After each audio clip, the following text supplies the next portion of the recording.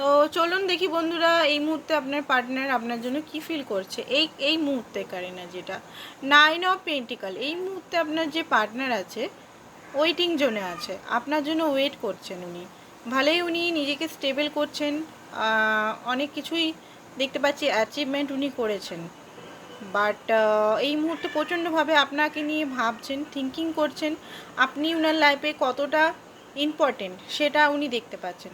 কারণ উনি ভেবেছিলেন যে আপনি হয়তো মানে আপনাকে ছাড়া হয়তো উনি ভালো থাকবেন, হ্যাপি থাকবেন, নিজের কাজ, নিজের ওয়ার্ক, নিজের ফ্যামিলি লাইফ, নিজের সমস্ত কিছু নিয়ে উনি ভেবেছিলেন ভালো থাকবেন, হ্যাপি থাকবেন, নিজের লাইফটা এগিয়ে নিয়ে যাবেন।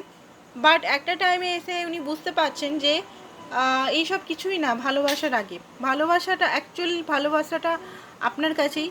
উনি হয়তো থার্ড পার্টির কাছেও গেছিলেন, থার্ড পার্টির কাছ থেকে অরিজিনালিটি ভালোবাসা উনি পাননি, থার্ড পার্টি ওনাকে ইউজ করেছে পয়সার জন্য, সেটা উনি বুঝতে পারছেন এই মুহূর্তে। রূপের বা হয়তো উনি রূপ দেখে হয়তো বিচার করতেন মানুষকে, কে সুন্দর, কে খারাপ দেখতে, কে অ্যাট্রাকটিভ, এই জিনিসগুলো ওনার মধ্যে ছিল। তো এই জিনিসটা উনি বুঝতে পারছেন যে খুবই ভুল করেছেন উনি, ঠিক আছে। সেকেন্ড হচ্ছে উনি এবারে যেটা মানে ঠিক সেইটারই ডিসিশন উনি নিতে চান। অনেক হয়েছে ভুলভাল ডিসিশন, অনেক নিজের লাইফটাকে অ্যান্ড আপনার লাইফটাকে উনি খারাপ করে ফেলেছেন। নেক্সট হচ্ছে 6 অফ ওয়ান্স, এই রিলেশনটাকে উনি এই মুহূর্তে জিততে চান।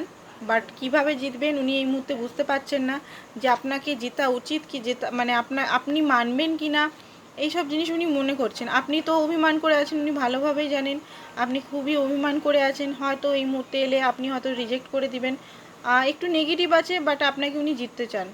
নেক্সট হচ্ছে 4 অফ পেন্টিকাল, আপনার প্রতি অবসেশন উনার বাড়ছে ধীরে ধীরে। কারণ হতে পারে আপনি এই মুহূর্তে বন্ধুদের সঙ্গে পিকচার দিচ্ছেন বা সেলিব্রেট করছেন, সেটার জন্য একটা অবসেসনেস অ্যান্ড পজিটিভনেস, যেটা আগে কোনোদিনও উনি হয়তো দেখাননি।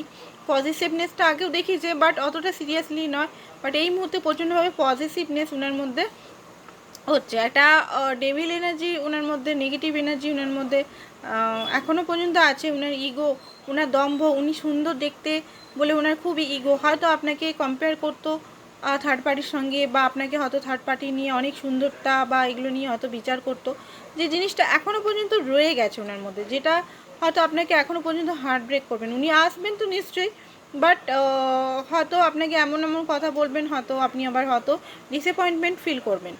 অ্যান্ড এখানে 4 অফ কাপ, উনি জানেন যে আপনি এই মুহূর্তে হ্যাপি আছেন নিজের সঙ্গে, নিজের লাইফটাকে আপনি গ্রোথ করছেন, নিজের কেরিয়ারে গ্রোথ করছেন, নিজের ইমোশনকে আপনি ঠিক করে নিচ্ছেন। Night of swords,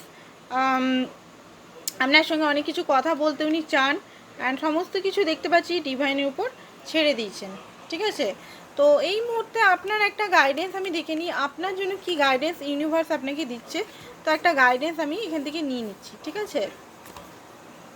okay, nurture, এখানে বলা হচ্ছে যে আপনি নিজেকে নার্চার করুন, নিজেকে কেয়ার করুন, নিজের জন্য ভাবুন, নিজের জন্য আপনি চেস করা মাইন্ডটিকে বন্ধ করুন। এখন আপনি বলতে পারেন দিদিভাই আমি ওকে কোনোভাবেই চেস করি না, বাট মাইন্ডের থেকে এখনও চেস করছেন, তো সেই চেসটা বন্ধ করুন, ঠিক আছে। একটা মাইন্ডের মধ্যে যে বার্ডেনগুলো আছে, ওনাকে চেস করা, ফিউচার সম্বন্ধে পুরোপুরি একটা মানে কনফিউজ থাকা, কি হবে কি হবে কি হবে, সবসময় একটা হড়বড়ির মধ্যে থাকা, সেই সব জিনিসগুলো আপনি প্লিজ ত্যাগ করুন। আর নিজেকে নার্চার করুন, প্রকৃতির সঙ্গে মিশুন, নিজের অরিজিনাল সত্তা, ফ্যামিনাইন সত্তা নিজেকে নিয়ে থাকুন। সেলফ অবসেশন বলছি না আমি এখানে, ঠিক আছে, সেলফ সাফিসিয়েন্ট বলছি, নিজেকে নিয়ে পরিপূর্ণতা। ওকে, তো এই জিনিসটা আপনারা করুন, দেখবেন অনেকটা ভালো লাগবে। থ্যাংক ইউ সো মাচ আজকের জন্য।